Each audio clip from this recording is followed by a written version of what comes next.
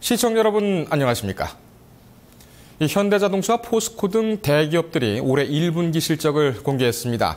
글로벌 경기 침체 장기화로 대부분의 기업들의 실적이 부진했는데요. 이 자세한 내용 취재 기자와 함께 알아보겠습니다. 산업부 최승근 기자 나왔습니다.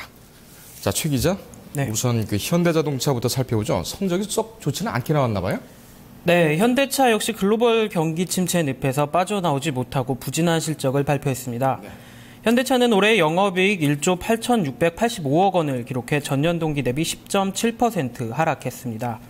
전 세계에서 자동차 판매는 전년 동기 대비 9.2% 증가한 117만 1,800여 대, 매출액은 21조 3,671억 원을 기록했습니다.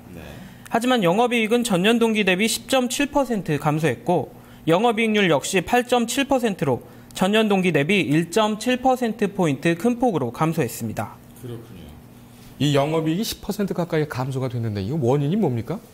네, 가장 큰 원인은 글로벌 경기 회복이 미약하고 성장세가 둔화됐기 때문입니다. 특히 엔화약세를 활용한 일본 경쟁사들의 공격적인 시장 확대 정책으로 자동차 산업을 둘러싼 불확실성이 커졌습니다. 여기에 노조의 주말 특근 거부와 파업까지 겹치면서 생산성이 떨어진 게 주요 원인으로 꼽히고 있습니다. 네. 자, 그럼 지금 현대자동차는 비상이 걸렸을 텐데 올해 어떻게 전망하고 있고 또 어떤 전략을 가지고 있습니까? 네, 유럽의 경우 6년 연속 수요 감소세를 보이고 있는데요. 러시아와 인도 등 신흥시장마저 수요가 급속히 위축되고 있는 상황입니다. 현대차는 내실 경영을 지속적으로 추진해 국내외 경영 환경 악화를 극복하겠다는 방침입니다. 특히 중국과 브라질 등 주요 시장에서의 판매 호조를 바탕으로 매출 증대를 기대하고 있습니다. 여기에 울산 공장을 포함해 국내 공장에서 노사 간 주말 특근 합의가 이루어질 경우 생산성 향상을 통해 올해 예상하는 사업 계획을 무난히 달성할 수 있을 것으로 전망했습니다. 네. 오늘 포스코도 1분기 실적을 발표했죠? 네. 여기는 어땠습니까?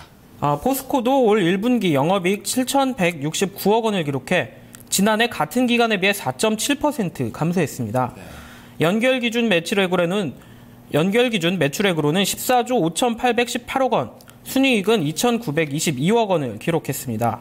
포스코 단독으로는 매출액 7조 6,850억 원, 영업이익 5,810억 원의 실적을 올렸습니다. 하지만 전분기에 비해서는 영업이익이 23.4% 증가했습니다. 그렇군요. 이 영업이익이 지난 1분기에 비하면 소폭 줄었지만 네. 그 전분기와 비교했을 때 상당히 좀 많이 증가했어요. 이렇게 되면은 좀 선방했다고 이렇게 볼 수 있는 거 아니겠습니까? 네, 그런 부분도 좀 있는데요. 포스코는 올해 1분기 글로벌 수요 부진과 판매 가격 하락으로 매출은 감소했지만 고부가 가치 제품 판매 증가와 원가 절감 등에 힘입어 영업이익은 증가했습니다. 네.